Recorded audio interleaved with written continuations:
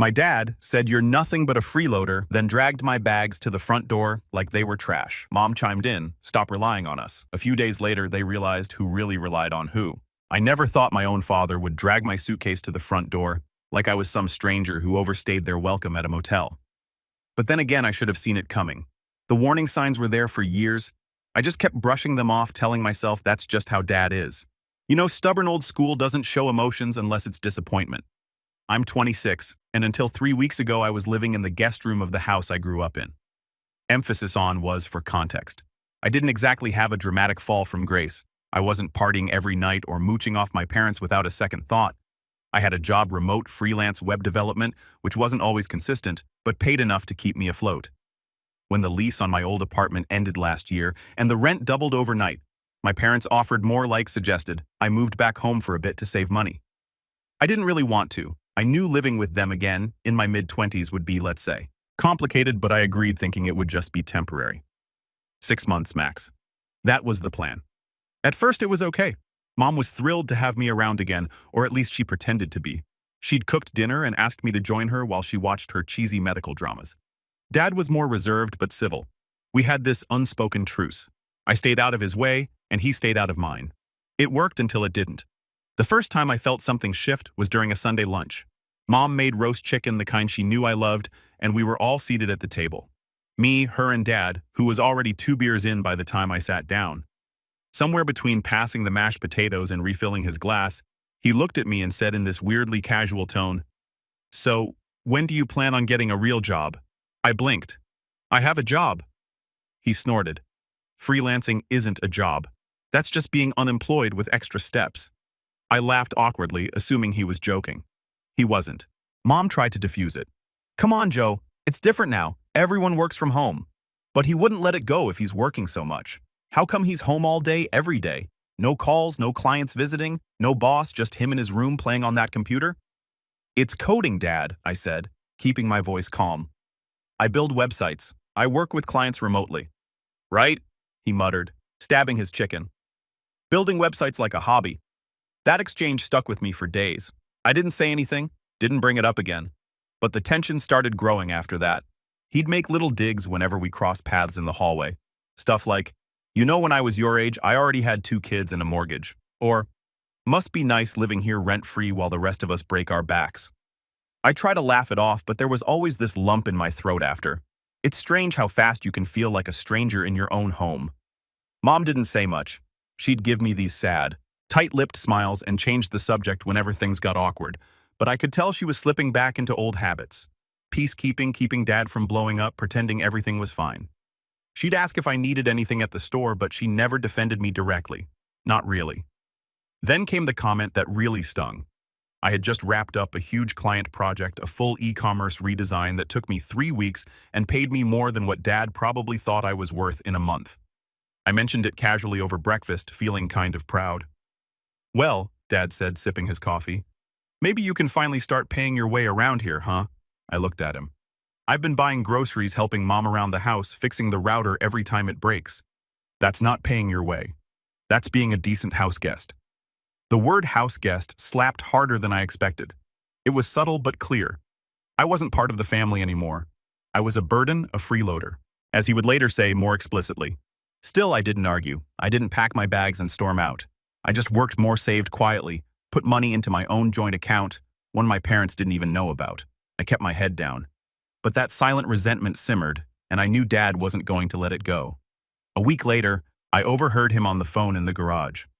I didn't mean to eavesdrop, but the door was open and I heard my name. Still here, he was saying, "I swear, Sandra, the boy has no shame. Sitting on that computer all day like he's some kind of tech guru. At this rate, he'll be 30 and still sleeping in the spare room." My stomach dropped. I stepped back quietly and went back upstairs. That was the moment it stopped being annoying and started being personal. I wasn't just overstaying my welcome. I was now a punchline in his conversations. I could feel the walls closing in. Every day became a tight trope walk. If I worked late, he'd make passive-aggressive comments about me sleeping in again. If I left the dishes in the sink even for 5 minutes, he'd grumble about me expecting servants. Mom just kept walking on eggshells, hoping to keep the peace. But the peace had already shattered. She just didn't want to admit it. Then came the breaking point. One Thursday afternoon, I was on a video call with a client, a big one potential retainer for 6 months. I had my headphones in, trying to stay focused, when Dad barged into my room without knocking. "Hey," he barked, "you didn't take the trash out." I muted the call and glanced at him. "I was going to after the meeting. You've been in here all day. You can't walk 10 feet to do a basic chore." "I'm working," he scoffed. "Oh, working? Must be nice to play tech support from your bedroom and call it a career." I didn't respond. I just turned back to the screen, unmuted, and kept talking like he wasn't there. That was the last straw for him. That night, I came downstairs to grab a snack and saw both my parents waiting in the living room. Dad stood by the front door, arms crossed. My duffel bag was on the floor next to him. My backpack, too. "What's going on?" I asked, already knowing the answer. "You're nothing but a freeloader," Dad snapped. "It's time you grew up, found your own place. This isn't a shelter." I turned to Mom, hoping for some sign of support, anything. She didn't meet my eyes, just said softly, "Maybe it's time you stopped relying on us." There was no yelling, no screaming, just this cold, calculated rejection. I stared at them for a long time, then slowly picked up my bag. I didn't argue, I just left. I didn't cry that night. Not at first. I checked into a cheap Airbnb, lay down, and stared at the ceiling. Not out of sadness, but shock. Like I'd been exiled from my own life. 3 weeks passed. I didn't reach out, didn't respond to their texts. I just worked harder than ever. Got the retainer deal, picked up 2 more clients. Started setting things in motion that I had kept on the back burner for too long. Then last Friday, my phone lit up. "Why can't we access the joint account?" It was Mom's number. I stared at the message, thumb hovering over the screen before replying. Asked the freeloader. 10 minutes later, my aunt was calling and blowing up my phone, but I didn't pick up. Not yet, because they didn't know what I had done. Not yet. And that's when things really started to unravel. I didn't respond to my aunt's calls right away. I just watched the phone ring over and over again. The name Aunt Delia lighting up the screen like some kind of warning siren. First her, then Uncle Dave, then, oddly enough, my younger cousin Amanda, who I hadn't heard from in nearly a year. Not since she borrowed $300 and then ghosted me when I gently reminded her to pay it back. That was the moment I realized something bigger was going on. But before we get there, I need to explain what they meant by joint account. Because, yeah, I technically set one up a few years ago. It was supposed to be a safety net. Back when my grandfather passed, he left a small inheritance to be split between his children, which included my dad and Aunt Delia and their descendants. It wasn't millions or anything, but still a sizable amount. Enough to be life-changing if you used it right. The issue was, Grandpa didn't really trust my dad with money or Aunt Delia, and definitely not Uncle Dave, who once bought a motorcycle on credit during a tax audit. So instead of giving it to them directly, he gave me power of attorney over the portion allocated to our branch of the family. I was 21 at the time. Everyone agreed it was fine, just paperwork, Dad had said, waving it off. Mom even smiled proudly and told me, "He trusts you, Sean." That's special. I took it seriously. I didn't touch the money, not unless it was agreed upon. At the time, they'd occasionally use it for repairs on the house, covering an unexpected bill, helping Amanda with a semester of tuition, but over time the requests got more frequent and sketchier. I started saying no. They didn't like that. Which brings me back to the week before everything exploded. Things had been quiet, too quiet. No texts, no calls, not even a "we miss you" from Mom, which I thought I'd get eventually. I told myself I didn't care, that I was used to being the scapegoat. But deep down, it hurt. Every time I saw a mother and son walking together, or even past a family eating at a diner, something clenched in my chest. It's like they had flipped a switch, cut me out without hesitation, like I was never a part of them in the first place. Until the joint account froze. That account, the one tied to the inheritance, wasn't easy to access. Grandpa had made sure of that. Withdrawals required 2-factor authentication, which came to my phone, and a password known only to me and the estate attorney. Still, I logged in that morning just to check. Sure enough, someone had tried to transfer $8,000 out of it twice, and both were flagged as unauthorized. Then I saw a name that made my blood run cold. Amanda.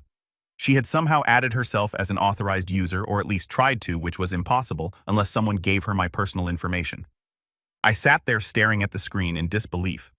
Not even angry at first, just stunned. I had trusted them, all of them. Now I could see it clearly. This wasn't a family misunderstanding. It was coordinated. A few hours later, the text started rolling in. "Mom, why is the account locked? We need to transfer the tuition payment. Aunt Delia, Sean." Your dad said you were acting out. Please don't be vindictive. Dad, don't ignore your family. Sean, this money belongs to all of us. Amanda? I'm just trying to finish school, you selfish jerk. I felt this tight pressure in my chest like I'd swallowed a live wire. And then came the kicker, a message from my mom. I know your father can be harsh sometimes, but you're acting like a child. You're punishing everyone just because we asked you to grow up. That money isn't yours. That line that money isn't yours. That's when something inside me snapped.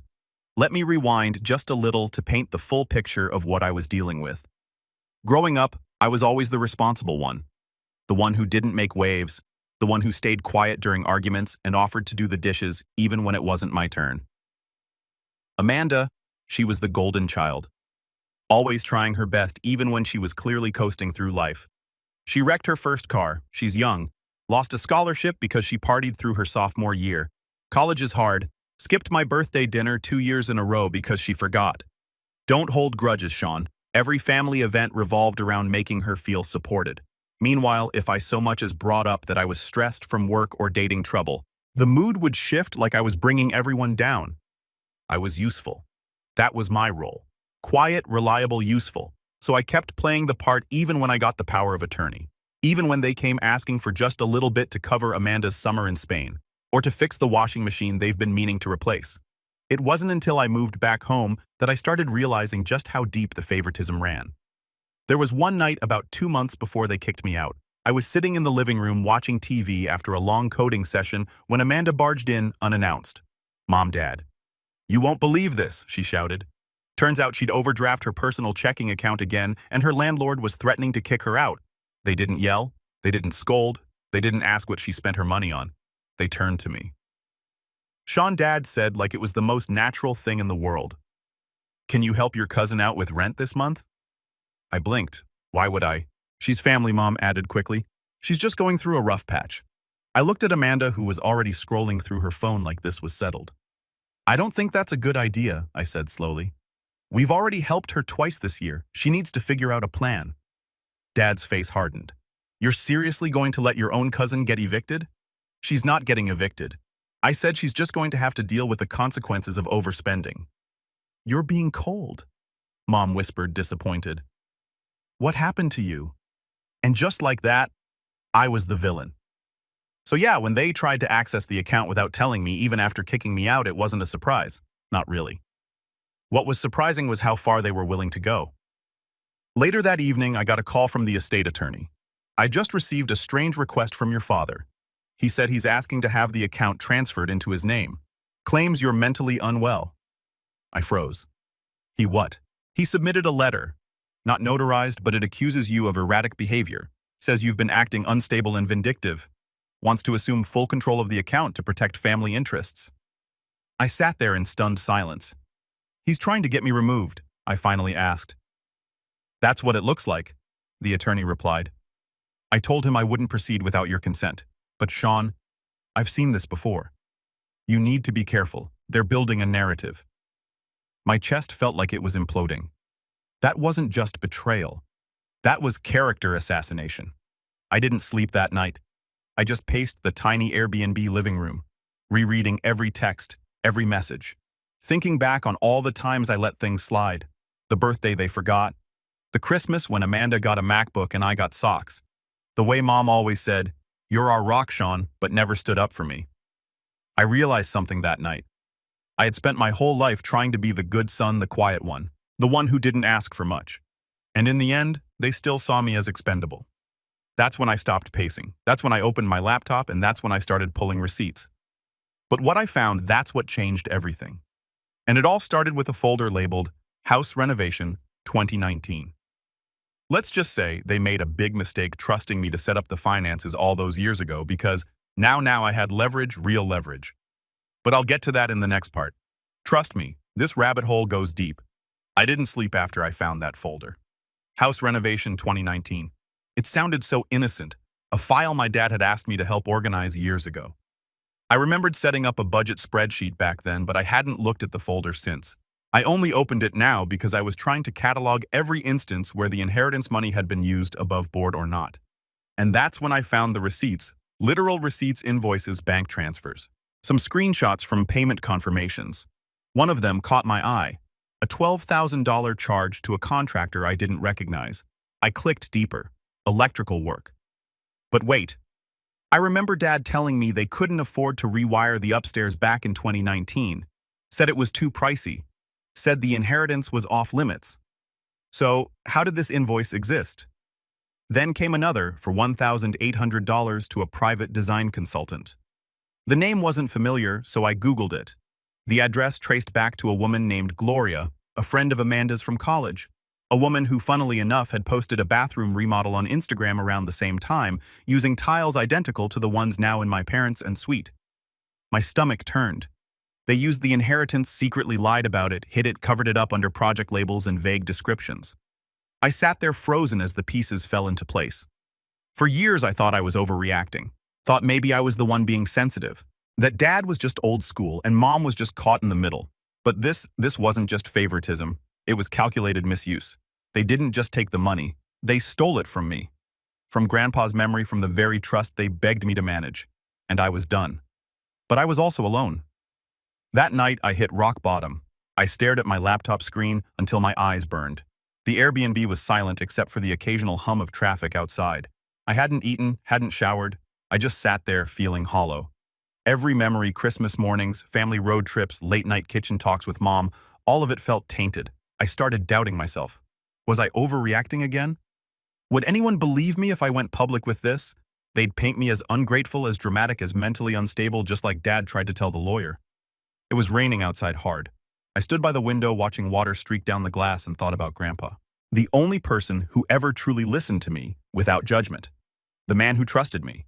Not because I was the loudest or most confident, but because I was steady, because I cared.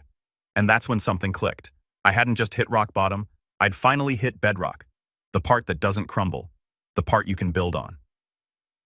The next morning, I got up early, showered, and put on real clothes, not just sweats and a hoodie. I walked to a nearby cafe with my laptop and headphones, sat down with a strong cup of coffee, and opened a fresh document titled Rebuild. It wasn't just about revenge anymore. It was about reclaiming myself. I made a list. Review all financial records tied to the joint account. Compile a timeline of every withdrawal and who authorized it. Track all unauthorized or sketchy payments. Get in touch with the estate lawyer about freezing the account permanently and updating access permissions. Find a new apartment, a real one, my own space. Build a new LLC for my freelance work, separate, clean, with clear boundaries. Create a backup emergency fund in a private account. Each item on that list felt like taking a brick out of the wall they'd built around me. The rebuilding didn't happen overnight. The first week was brutal. I was still getting calls from my aunt.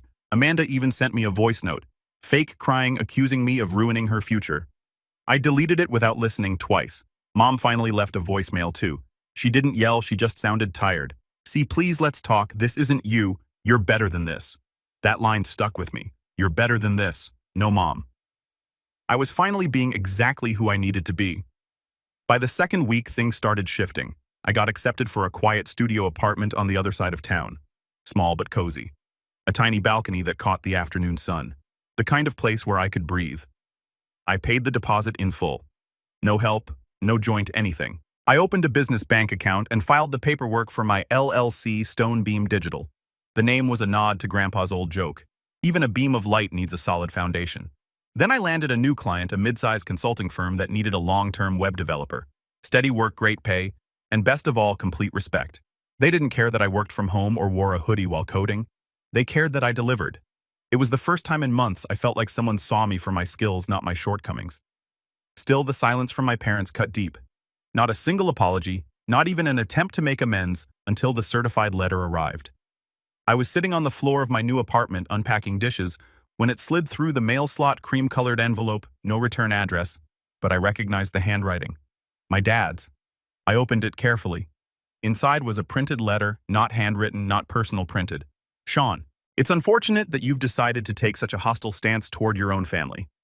We've tried to be patient and reasonable, but your recent actions have caused significant stress and confusion. As the original heads of this household, your mother and I believe we are entitled to continued access to the family funds.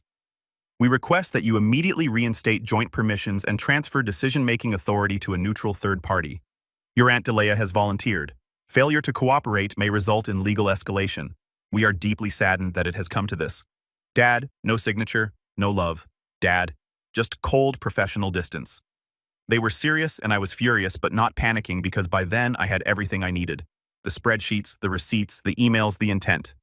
I sent a copy of the letter to the estate lawyer along with the files I'd gathered. He called me 20 minutes later. This, he said, is exactly what we needed. I'll begin proceedings to lock down the account and open an inquiry into misuse. My hands trembled as I hung up. I wasn't scared. I was steady because for the first time in my life I wasn't trying to keep the peace. I was building my own. But then a week later, just when I thought things couldn't get any lower or any more absurd, I got an alert on my phone. Join account activity. Except the account was supposed to be frozen. And when I checked the app, I saw a name I hadn't expected. Uncle Dave. Somehow he had tried to reopen the account using fake credentials. And that's when I realized this wasn't just my parents. This was the whole family. I wasn't dealing with a few manipulative relatives. I was dealing with an Operation One that was about to be exposed, and I had the matches to light the whole thing up. I didn't react right away when I saw Uncle Dave's name pop up on the account activity alert. I just stared at the notification, blinking slowly like maybe I'd read it wrong. Maybe it wasn't him. Maybe it was some weird glitch or some unrelated person with the same name. But no, his full name was right there. His email too. And the IP address that tried to access the joint account from the same city he lived in. He wasn't subtle. So now Uncle Dave had entered the game. And that confirmed something I'd been trying to deny. This wasn't just about my parents. This was bigger. They were coordinating, talking behind my back, plotting. And for what a joint account. They had no legal access to money that was never even promised to them. I sat there for a few minutes, the light from my laptop screen flickering against the wall of my new studio apartment. The place still smelled faintly of paint and cardboard boxes. I hadn't even fully moved in yet. But suddenly, none of that mattered because now it was game on. I wasn't just going to defend myself, I was going to set the record straight and maybe, just maybe, burn a few bridges while I was at it. But this wasn't going to be a screaming match or some childish public meltdown. I didn't want vengeance with fireworks. I wanted precision.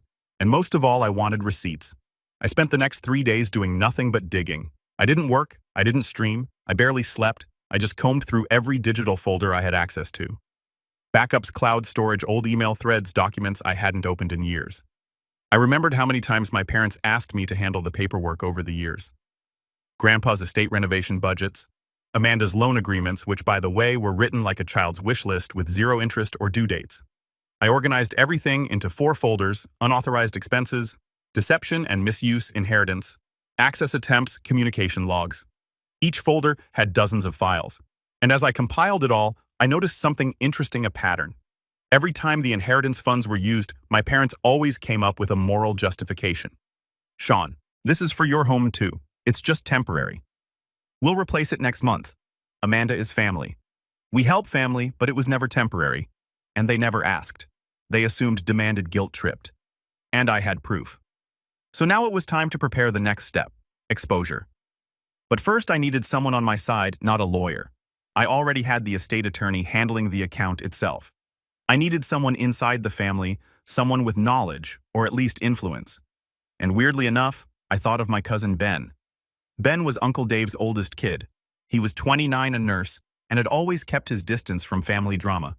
He wasn't close with Amanda or my parents, and at Thanksgiving, he was usually the one sitting in the corner with headphones in watching football on mute. We hadn't talked in years, but I remembered him being fair quiet but observant, so I sent him a text. Me.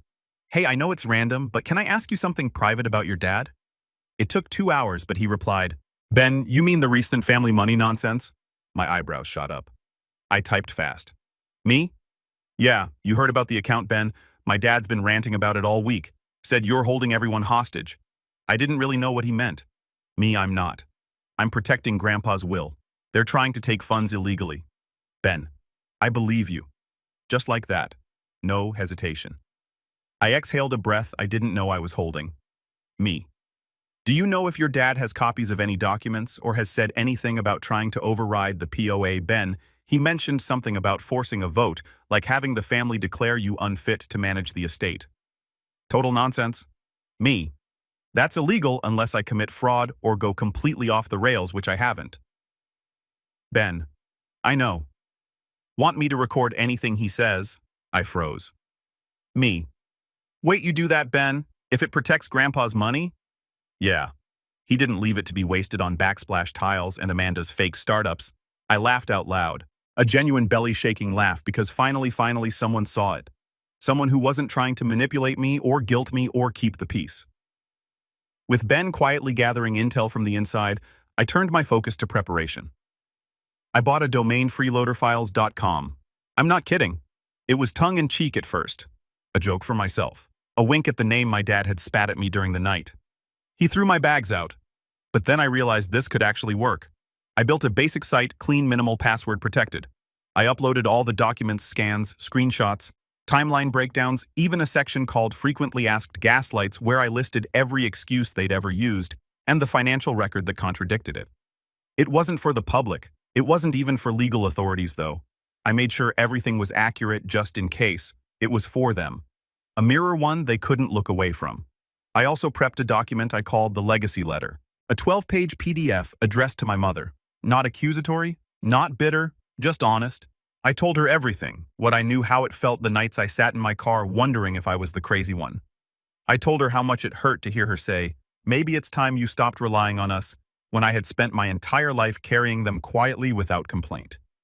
The last line of the letter read, "If you still believe on the freeloader, then you're welcome to show this letter to the lawyer.